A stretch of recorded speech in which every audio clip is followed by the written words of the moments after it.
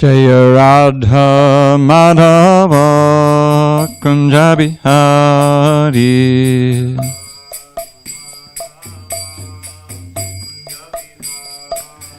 Jaya Radha Madhava Kunja Bihari.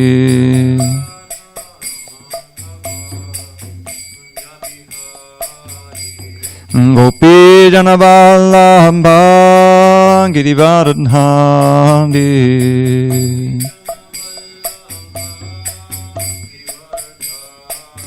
Jai Gopi Janavallabha Girivardhani.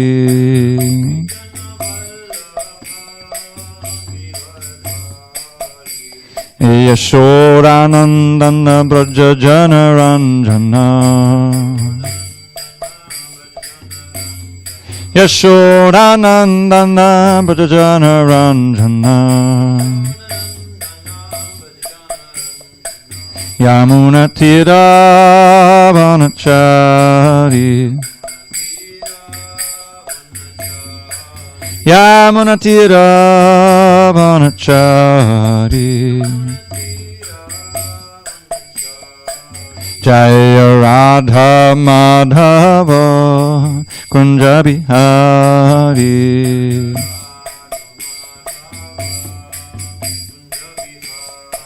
Jaya Radha Madhava Kunja Bihari.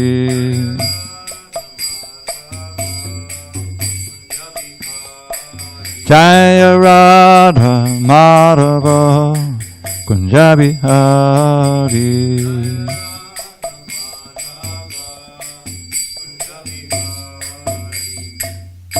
Jai Mr. Pad Paramahansa, Padadikacharya, Restorer to the Shishiman's Divine Grace, Srila A.C. Bhaktivedanta. ISKCON BBT founder Acharya Srila Prabhupada ki Jai.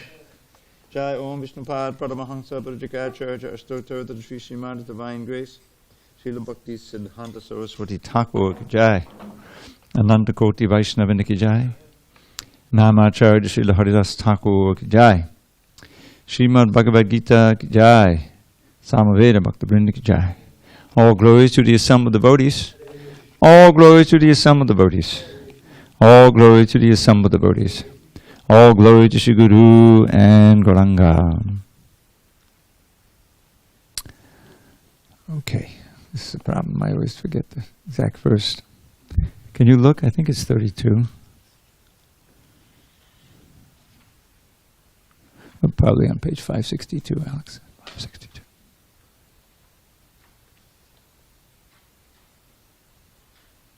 Yeah, I think that's... Yeah, I'm pretty sure it's 32. Anyway, no harm.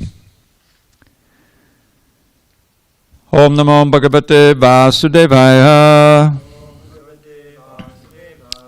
Om Namo Bhagavate Vasudevaya. Om Namo Bhagavate Vasudevaya.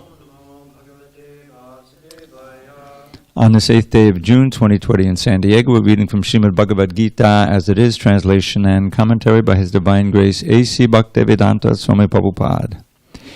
And we are in chapter 13 entitled Nature, the Enjoyer and Consciousness, text 32 on page 562.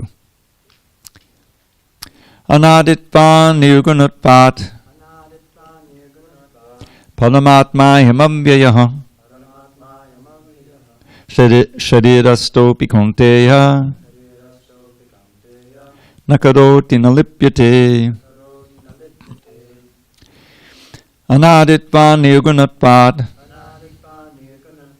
Palamatma himamvyayaha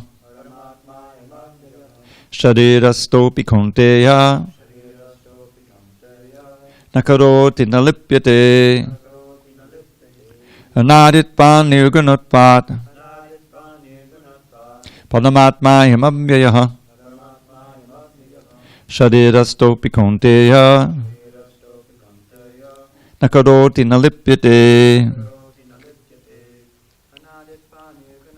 Anaditvan nirgunatvat Padamatma himamvyayaha Shadirastopi kaunteya nakaroti nalipyate ananikpan nirgunatvat Paramatma yamamvyayaha Shadirastopi kaunteya nakaroti nalipyate. So I'll just read them through, you can read along silently. Anaditvat, due to eternity. Nirgunatvat, due to being transcendental. Parama, beyond material nature. Atma, spirit. I am this. Abhyayaha, inexhaustible. Shadirastaha, dwelling in the body. Api, though, Kaunteya, O son of Kunti. Nakaroti, never does anything. Nalipyate, nor is he entangled. Translation. Those with the vision of eternity can see that the imperishable soul is transcendental, eternal, and beyond the modes of nature. Despite contact with the material body, O Arjuna, the soul neither does anything nor is entangled. Purport. A living entity appears to be born because of the birth of the material body, but actually the living entity is eternal. He is not born, and in spite of his being situated in a material body, he is transcendental and eternal. Thus he cannot be destroyed. By nature, he is full of bliss. He does not engage himself in any material activities. Therefore, the activities performed due to his contact with material bodies do not entangle him. Om Jnana Timarandasya Jnanandana Shalakaya Chakshu Unmidatam Mena Tasmai Shri Gurave Namaha. I was born in the darkness of ignorance, but my spiritual master Srila Prabhupada opened my eyes with the torchlight of knowledge. I offer my humble obeisance unto him and all members of Shri Parampara. So, let's see, how many verses? 31, 32, actually 31, 30, 29, 28. All of those verses, those 4 verses, Krishna's speaking about seeing in a certain way, right? We go back to 28. One who sees the super soul accompanying the individual soul in all bodies and who understands that neither the soul nor the super soul within the destructible body is ever destroyed actually sees. 29. One who sees the super soul equally present everywhere in every living being doesn't degrade himself by his mind, thus he approaches the transcendental destination. 30. One who can see that all activities are performed by the body which is created of material nature and sees that the self does nothing actually sees. That's very similar to the one we had today. And finally, 31, when a sensible man ceases to see different identities due to different material bodies, and he sees how beings are expanded everywhere, he attains to the Brahman conception. Now, in this text 32, Krishna doesn't say sees, but Srila Prabhupada brought it in. Those with the vision of eternity can see, you see. So it's understood. And he'll bring it in the next verse also.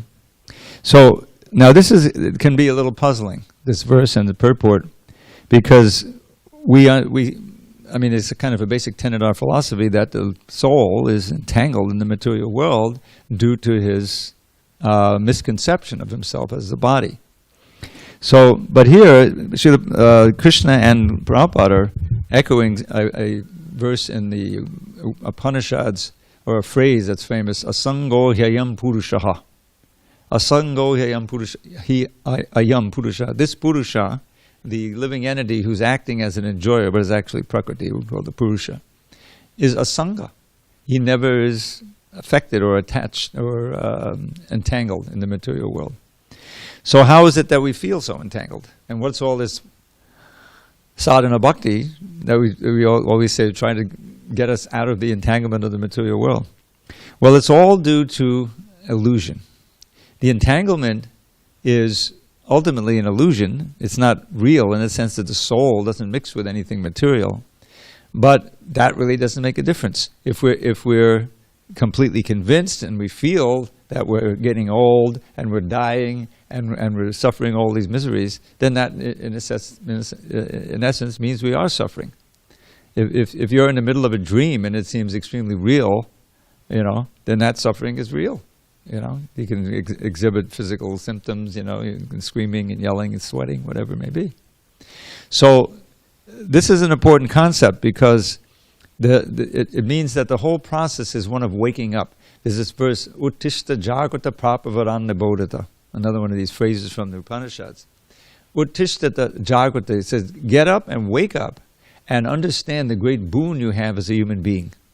This is the whole problem. People don't understand the mission that human life is, the real value that it is. And they're tragically wasting it in sense gratification, gross and subtle, that just perpetuates their entanglement in the illusion of birth and death and old age and disease, which is real enough, and because we're totally absorbed in it. So that's what's being said here. Due to eternity, due to being free of beginning, anaditvat, nirgunatvat, transcendental, actually being beyond the three modes of nature, nirguna in this case. And Paramatma, it certainly seems like he's talking about the Paramatma, but he's not. The Atma being beyond material existence. You see that? Parama Atma. This Atma, this individual spirit soul, is by nature beyond the material nature. And Avyaya, inexhaustible. Now this word Avyaya, I counted, is the most common word used in the Bhagavad Gita. It's used in more than any other word, both to describe Krishna and the living entity. And Avyaya, you can see the word Vyaya, Janma Mrityu Jara Vyadi. Right? The word Vyadi means disease. It's one of the four miseries. So this Avyaya means without disease. Disease is a degeneration of the body. There's something went wrong. Right? So if something that gets diseased is not Avyaya. But so the soul himself never gets disease, never dies, never diminishes. That's why it's inexhaustible.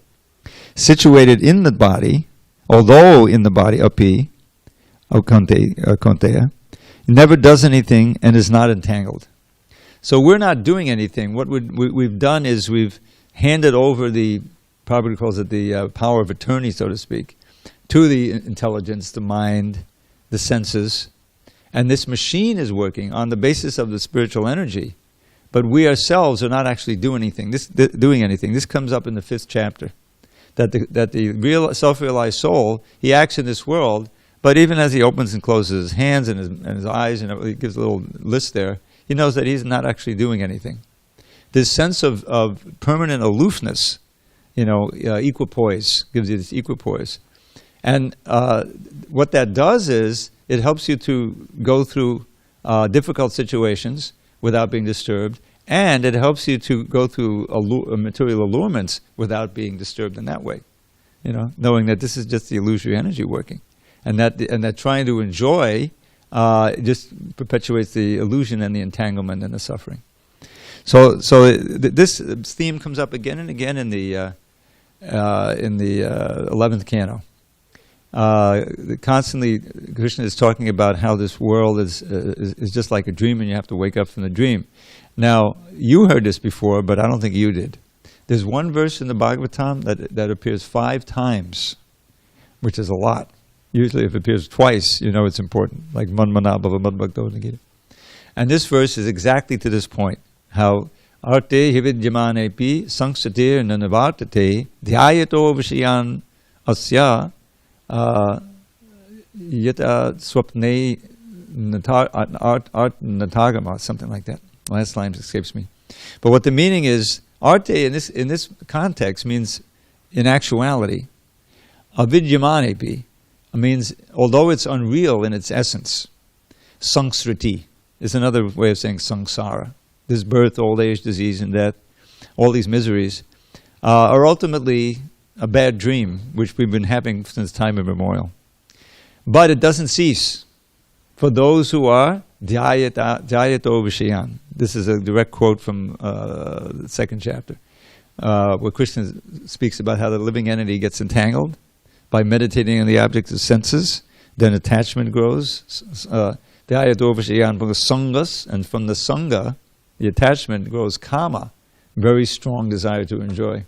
And when that's frustrated, anger comes.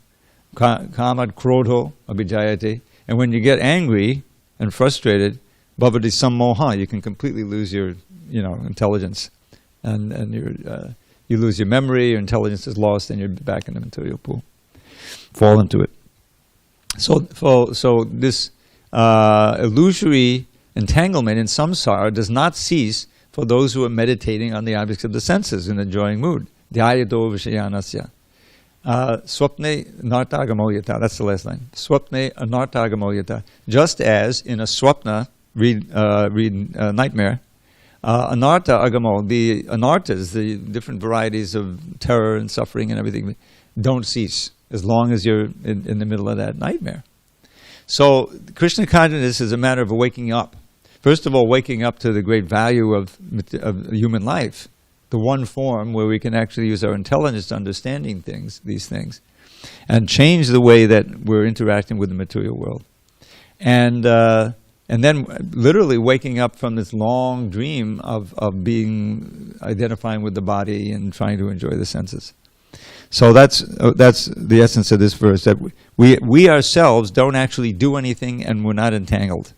And if we're really engaging our mind, intelligence, and senses, connecting them to Krishna by the process of bhakti yoga, we'll feel that way, that we're kind of in the material world, but we're not of the material world.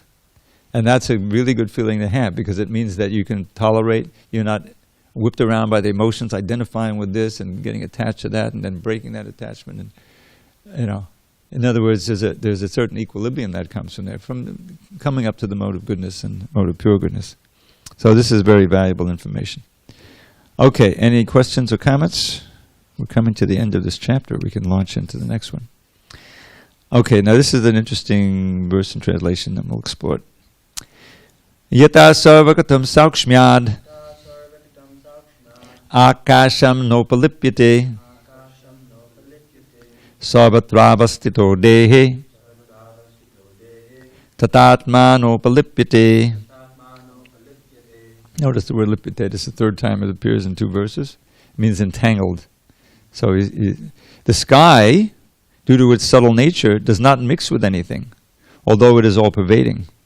Similarly, the soul situated in Brahman vision does not mix with the body, though situated in that body.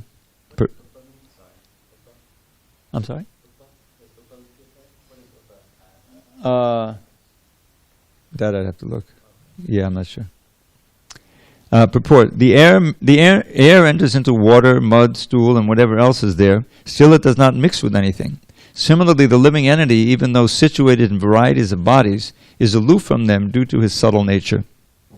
Therefore, it's impossible to see with the material eyes how the living entity is in contact with this body and how he is out of it after the destruction of the body.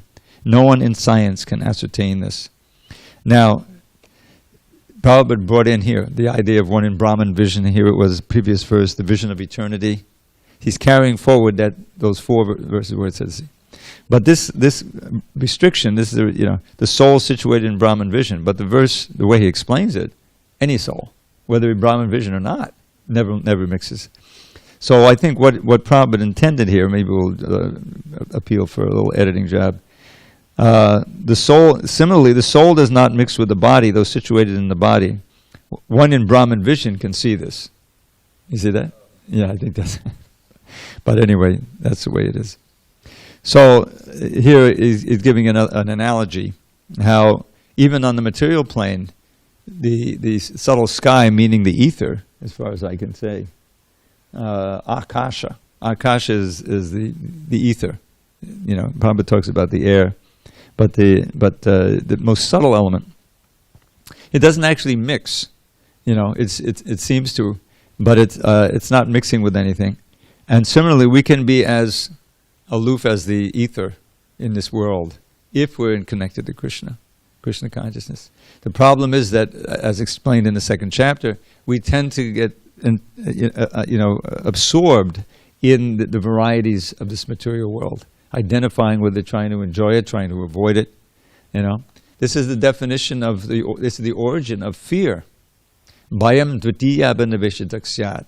The word syat in Sanskrit, it comes up again, it means to bring into being, or to cause. So bhayam is fear. Prabhupada's name, Abhayam, he's Abhay, Charanaravid. Krishna's fearless lotus feet. Fearless in this context means that which gives fearlessness. What's the cause? Vidya abhinaveshita. Abhinaveshita means to absorb your mind, and Vidya means the external energy, the second energy. We get absorbed in that rather than in the internal energy, which is full of service and is, conducting all of the internal activities. We become rebellious. We try to attain a position that we're not naturally constituted for, which is the enjoyer and the controller.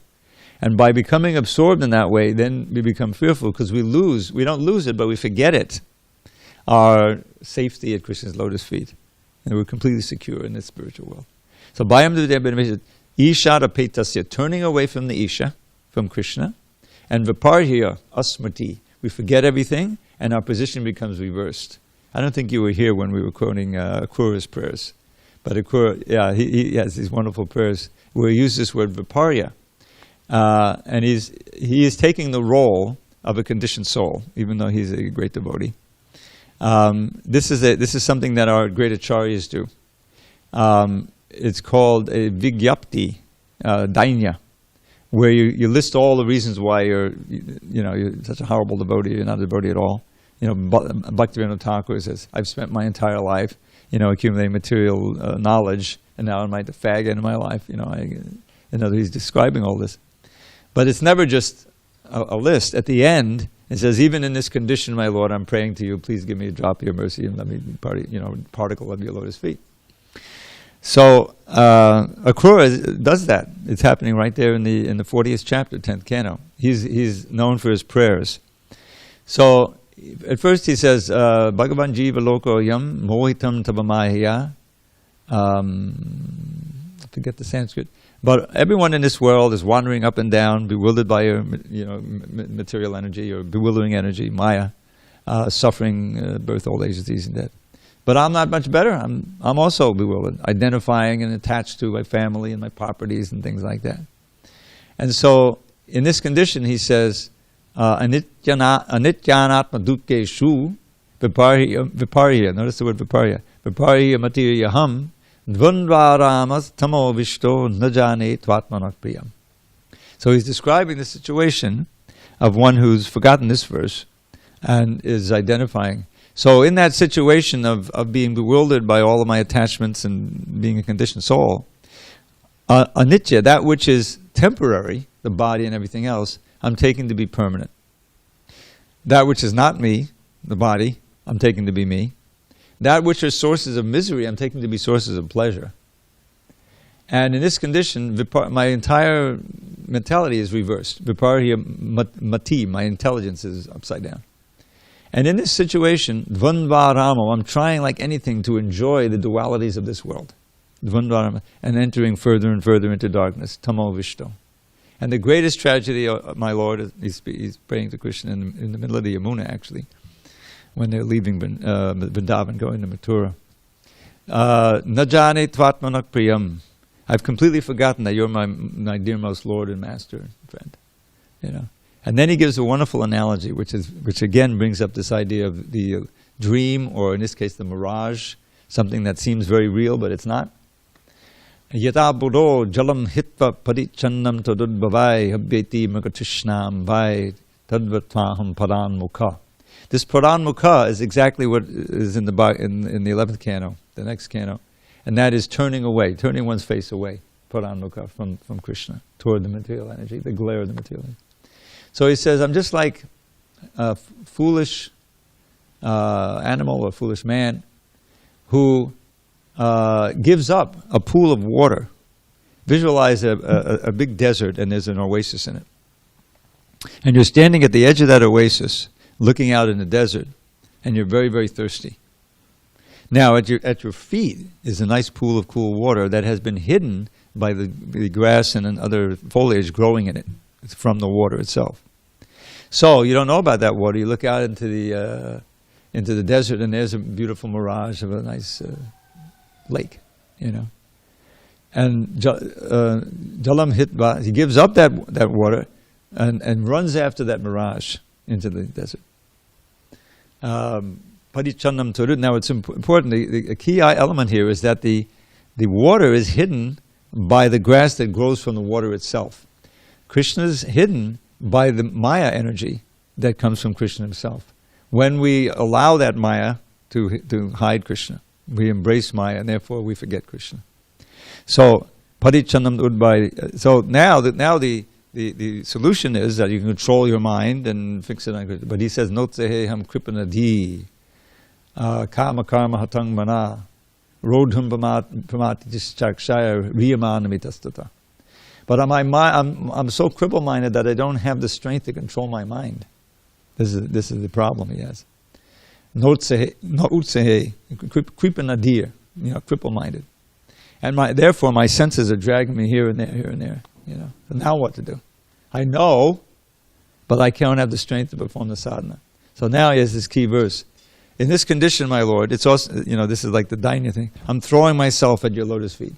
Because even though one who is impure can't get your lotus feet, I think by your mercy it can be possible. And so he prays for the strength to practice bhakti yoga and like that. It's very illustrated. I can show the prayers to you. So this is our situation. Even though we are within the body, we don't really mix with the body, but we forget all about that. We completely identify with the body, every pain, every pleasure in the body. That's who we are. We establish whole philosophies, clans, genealogy, by which, who am I anyway? Devotee asks that, I'm pure spirit soul, right? We're not saying, oh, who am I? I have to find out who my great-great-great-grandfather was on my mother's side. Did you ever do that? No. When I was a kid, we did that before any computers. My mother would tell us, yeah, your father came from Russia, and Dolinar is not really a Jewish name, because one of my great-great-grandfathers or something, he was a horse thief. And he ran away, he escaped from Poland, and he went to Russia, and he to a town named Dolin, and he took the name. How exalted is that? Oh, that's who I really am. I really have to know that. See how, the illusion, So the whole thing, it just perpetuates the illusion and the whole net that we're in. So as devotees, this is why, when you become a devotee, you change your dress, how you look, right? And you change your name when you get... In other words, the whole idea is, okay, I'm taking on a new identity, a new birth. Because in order to, break free of the chrysalis or something, because that's what it takes. It takes a lot of effort. We're so conditioned. So Krishna is giving us all these cues. A nice analogy here that the sky never mixes with anything. And similarly, the soul, we're pervading the body, that's right at the beginning. Avinashi tatot vidhi yena sarvamidam tatam. This tatam means pervading. That which pervades the body can never be slain. Avinashi means it's indestructible. Therefore, get up and fight. He's telling Arjuna. So this upalipyate. Now, this word comes in also when Krishna is describing his own activities in the world. He does so many things, but he's not entangled. He's not involved because he has no material motive for doing anything. Okay, I think there's one more verse, two more verses here. Then another analogy in the next verse, very nice. Yata prakasha yatyeka kuchnam lokam imam ravi chaitram chaitri tata kuchnam prakasha yati bharata. O son of Bharat, as the sun alone illuminates all this universe, so does the living entity, one within the body, illuminate the entire body by consciousness. Purport. There are various theories regarding consciousness. Here in the Bhagavad Gita, the example of the sun and the sunshine is given. As the sun is situated in one place, but is illuminating the whole universe, so a small particle of spirit soul, although situated in the heart of this body, is illuminating the whole body by consciousness. Thus, consciousness is the proof of the presence of the soul, as sunshine or light is the proof of the presence of the sun. When the soul is present in the body, there is consciousness all over the body. And as soon as the soul has passed from the body, there is no more consciousness. This can be easily understood by any intelligent man. Therefore, consciousness is not a product of the combinations of matter. It is the symptom of the living entity. The consciousness of the living entity, although qualitatively one with the supreme consciousness, is not supreme, because the consciousness of one particular body does not share that of another body. But the Supersoul, which is situated in all bodies as the friend of the individual soul, is conscious of all bodies. That is the difference between the supreme consciousness and the individual consciousness. So another wonderful analogy here. You can feel, I used to work in a hospital, and I saw a lot of people die. I think I may have killed someone one time by giving them air instead of oxygen because I was spacing out. I'm not sure. I'm not 100% sure, but I'm trying. Forgive me. But, a lot of people I saw, and there's a distinct change, as soon as they die. The staring goes on, and it's not like you can see something fly out of the body. But it's, anyone who's experienced that said, yeah, this makes perfect sense. There's a qualitative change there, and suddenly it's just a lump of matter here, and it's kind of it's shocking, because suddenly that which you took to be the person is obviously not there anymore. Prabhupada talks about this, that someone will just, an ordinary person, oh, my father's gone, now he's gone. So well, he's just lying there, and Prabhupada pointed out, you never saw your father. You're actually the actual spirit soul. You see the external and you identify with that. So understanding that clearly is the first step, and that's why it's right at the beginning of the Bhagavad Gita. Because as soon as you accept the reality, and it's the only way that the world makes sense, that there's life before birth, and that there's karma, and that's why there's all these varieties. That some people are rich, some people are poor, some people are sick, some people are very healthy and strong, and all the varieties of living entities, because there's an intelligence guiding the whole thing and giving us our just desserts, so to speak. There's a government. And then it makes sense to establish a mission. Well, okay, let's do the best thing for our future. Even on a material plane, we would do like that. You get an education. You don't do certain things that self-destructive. And you try to plan for the future, even on a material level. But what about the eternity? That's the biggest future. If you just plan for the next 10, 20, 30, 40, 50 years, you're wasting the chance to really accomplish the mission of human life. So this word Shreya comes up again and again. Tasmad gurum papadjeta jigyashu Shreya uttamam.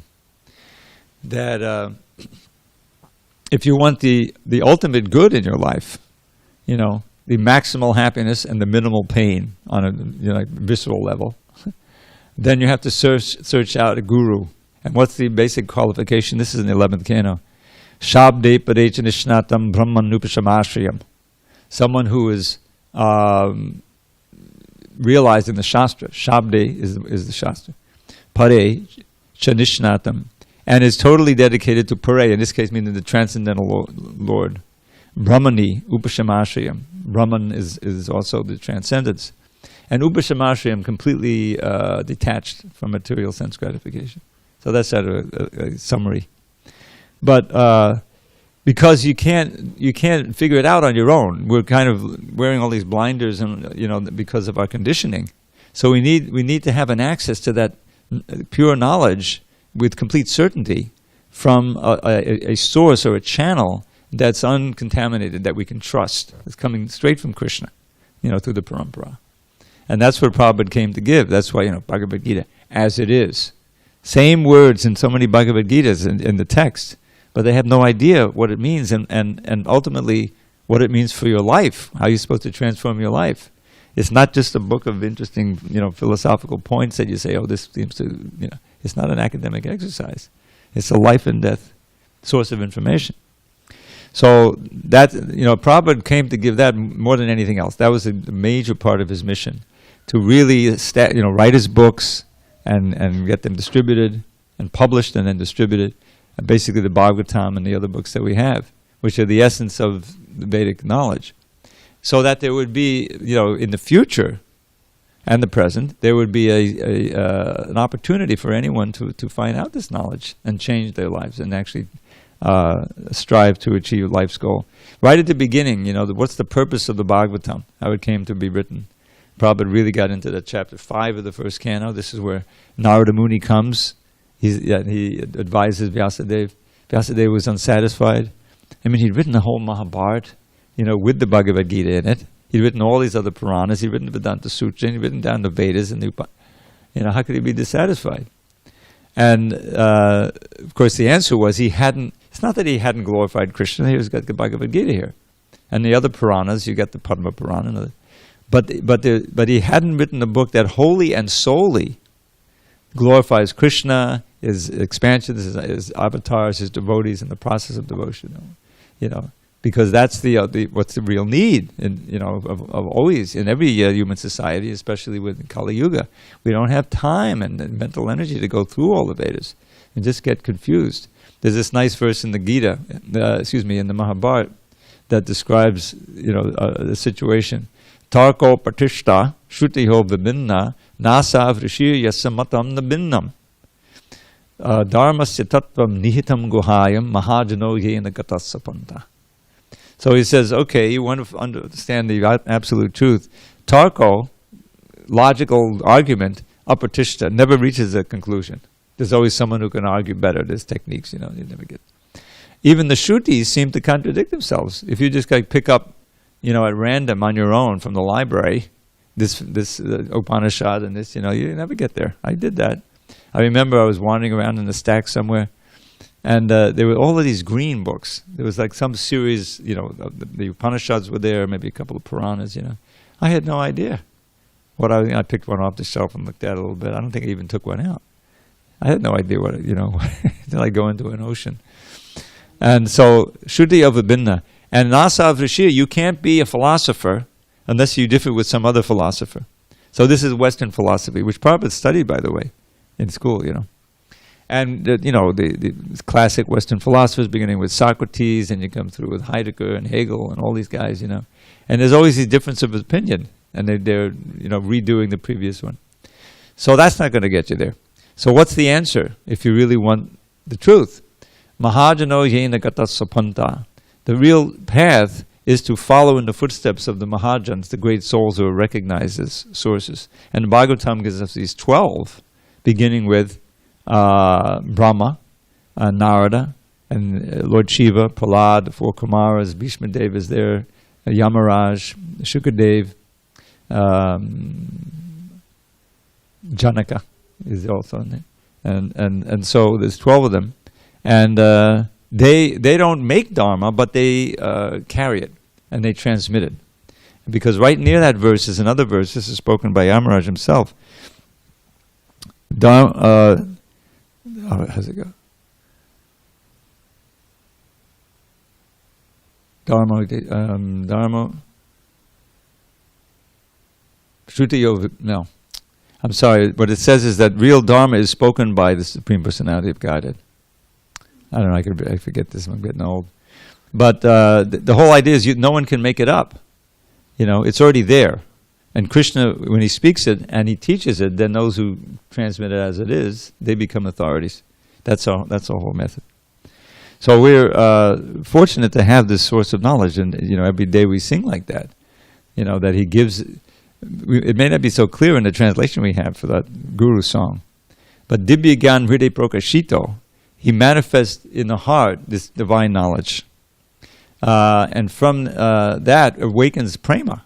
It's from the knowledge of who we are and how we should act, and if we actually act that way and do the sadhana, then the prema automatically comes.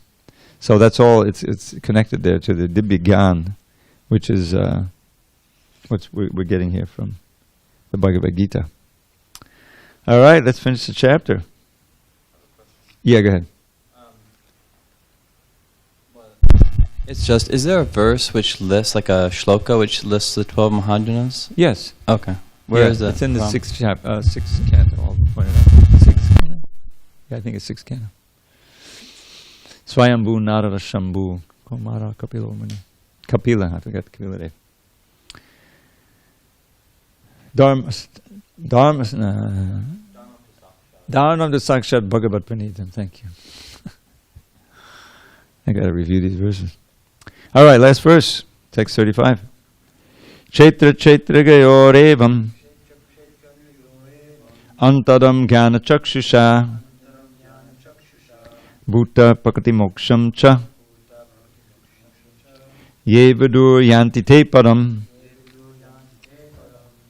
Those who see with the eyes of knowledge the difference between the body and the knower of the body, and can also understand the process of liberation from bondage in material nature, attain to the supreme goal. Purport. The purport of this 13th chapter is that one should know the distinction between the body, the owner of the body, and the supersoul. One should recognize the process of liberation as described in verses 8 through 12. Then one can go on to the supreme destination. A faithful person should at first have some good association to hear of God and thus gradually become enlightened. If one accepts a spiritual master, one can learn to distinguish between matter and spirit, and that becomes the stepping stone for further spiritual realization. A spiritual master, by various instructions, teaches his students to get free from the material concept of life. For instance, in the Bhagavad Gita we find Krishna instructing Arjuna to free him from materialistic considerations. One can understand that this body is matter. It can be analyzed with its 24 elements. The body is the gross manifestation, and the subtle manifestation is the mind and psychological effects. And the symptoms of life are the interaction of these features. But over and above this, there is the soul, and there is also the supersoul. The soul and the supersoul are two. This material world is working by the conjunction of the soul and the 24 material elements. One who can see the constitution of the whole material manifestation as this combination of the soul and material elements, and can also see the situation of the Supreme Soul, becomes eligible for transfer to the spiritual world. These things are meant for contemplation and for realization, and one should have a complete understanding of this chapter with the help of the spiritual master. Thus end the Bhagavatam purpose to the 13th chapter of the Srimad Bhagavad Gita in the matter of nature, the enjoyer, and consciousness. So just to reiterate the 6 questions that Arjuna, or the 6 topics that he wanted Krishna to clear up for him. Arjuna says at the beginning, text 1 and 2, or text 1, my dear Krishna, I wish to know about Prakriti, nature, Purusha, the enjoyer, and the field and the knower of the field, and of knowledge and the object of knowledge. And then Krishna answers, this body, O son of Kunti, is called the field, and one who knows this body is called the knower of the field. And so Krishna systematically deals with all these subjects. And basically the soul is the knower, but there's also a super knower. I am also the knower in every field, the super soul. So that's presenting the soul as the knower of the field, but we also take the role of the Purusha, means an enjoyer. This is actually our problem, is that by nature we're Prakriti, we're energy, we're meant to serve the energetic, but we take the role of Purusha, of the enjoyer, and that's where we make our big mistake. And that comes up in text 22. Purusha prakritisto hi bhunkte prakatijan gunan karanangoda sangosya sadasadyoni janmasu. There's so much in this verse. So we are the higher material energy. We are Pura Prakriti, as explained in chapter 7, acting as Purusha. And we're within Prakriti, Prakritisto, we're in the material energy. And we're experiencing the gunas that are born out of that material energy. Material energy is constituted of these 3 gunas, Sattva, Rajas, and Tamas. Now, Karanam Guna Sangosya, this is the key point. How we associate with those modes is the cause of our getting Sadasad Yoni, birth in good or bad species. In other words, we're making our destiny every day, every moment, by associating with these different modes. Now, most people, they're not doing anything consciously. They're just like going with the flow as they develop certain attachments. They go this way and that way, and but if you do it consciously, you can change your destiny. This is the whole idea. without our exposure to Krishna consciousness and the process of chanting and all these things, we would just be flowing according to our karma and getting more and more entangled in this world. And in the present age, it's very likely to be drawn into the mode of passion and ignorance, lower modes. So, but we can change that. The karana means the cause. So we can, with guidance from the Shastra and guidance from the Guru and good association, we can transform the way in which we're associating with these modes, and rise, and indeed rise into the mode of goodness. That's one of the first results of the practice of bhakti. What's brought to mind is those last 5 verses in the second chapter of the series that begins with Savai Pungsang Parodharma, and that beginning with hearing, Shrinvatam Sukata Krishna Punya Shavana Kirtana. As soon as we seriously hear Krishna, that's what these classes are for, that's what kirtans are for, to bathe ourselves in spiritual sound. Krishna within the heart, he cleanses away all of the tendencies toward passion and ignorance, abhadras. Vidunoti literally means to cleanse away, because he's the friend of the honest devotee. In other words, if we're really taking steps toward him, then he also reciprocates. So the result of that, the verse I chant before every class, Nashta prayeshu abhadreshu, when most of these abhadras, or anartas, are cleansed away, not all, but a good portion, Nityam Bhagavata Sevya, by regularly serving the Bhagavatam through hearing, studying, repeating, chanting, and the person Bhagavat, both the spiritual master, the pure devotee, as well as the book, Bhagavad Uttama Shloke Bhakti Bhavati Naistiki, by bhakti to Uttama Shloka, that's Krishna who is glorified in the best of songs. Bhakti Bhavati Naistiki, one's bhakti becomes nishta, means a firm faith. And one of the results of that is tada rajas tamo bhava kama lobha yasya, that rajas and tamas, the lower modes of nature, you're not so much affected by them, or their concomitants, lust and greed and anger and all these things. Tada rajas tamo kama lobha cheta eta unavidham, your consciousness is not affected. Stitam sattve prasidati, you're more fixed in the mode of goodness, which is an important stepping stone or platform upon which you can build, further developments in your consciousness. That's why the ashram is, regulation, cleaning, keeping the mode of goodness is so important, to set up an atmosphere where bhakti can really flourish. Otherwise, things are dirty and confused. It's very difficult. So that's, that's all coming from this verse. Karanam guna sangosya. As we associate with the modes and consciously, refine that association, then we can change our destiny much for the better. Okay. So, any further discussion on these points or this chapter? There's so much about the modes here, and the whole next chapter is all about the modes. We're going to be launching into that tomorrow. Tapas, join us? No questions. I'll end now. Prakash says, Hare Krishna Prabhus. And Katie says, all glories, Hare Krishna. I'm not sure which Katie that is, but I think I know. Anyway, thank you, Katie. And Prakash, I remember seeing you last night. There was a little glow around you, as usual. Prakash means glowing. And nice seeing some of our old friends come to see the deities, take some prasad. Gradually we'll open up. When we actually open up completely, I expect, we'll have the rip-roaring kirtans, like you're building up separation mood. Okay, there's not much time to start the next chapter, but we'll end with a couple of choice shlokas. Let's see. I learned a new one today, but I'm not confident in it. I'll maybe share it tomorrow.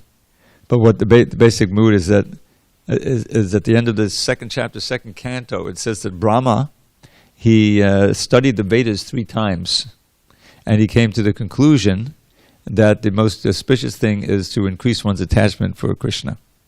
And then there's a verse that reminds me of Savai Pungsang Parodharma, and that is, there's no more auspicious path for living entities who are entangled in this material world than that activity or dharma which invokes or results in pure bhakti to Krishna. Yeah, it's the same verse practically. Where did the first shloka come from? Right before this one. There's several verses. And it ends in this one, which I definitely know, the chapter. We studied this before. Pabanti he bhagavata atmanaksatam katam matam shavanaputeshu sambitam punanti te vishayavadushatashayam vajanti tachadhanasoro ruhantikam. So, pibanti means to drink. Those who drink the nectar of Krishna Katha through the ear holes and are fully satisfied with that nectar. Bhagavata atmanaksatam katamratam shavanaputeshu, the ear holes, sambitam, fully satisfied. They purify the polluted aim of life known as sense gratification. Pananti te vishaya vidushatashim. Vishaya vidushita means contaminated, and vishaya is the opposite of the senses. Punanti, purify. And what's the result? Vajanti, they go to the spiritual world, to a place nearby the lotus feet of Krishna. I'll do it one more time. You can learn it. You chant amazingly well for a new bhakta. You've had a lot of practice. No kidding. All right. Maybe after the kirtan we'll share that. Okay. Is that the sheet with the Gita slokas or just all slokas? You do the Gita. Okay. So,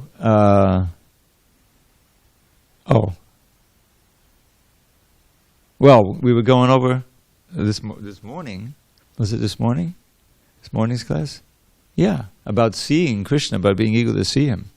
So there's one that's really appropriate, one of these prayers of the gopis, which Vijay knows. I told him to memorize the whole chapter. He kind of shined me out, but then he realized he knew one of them, which is the Sankirtan shloka.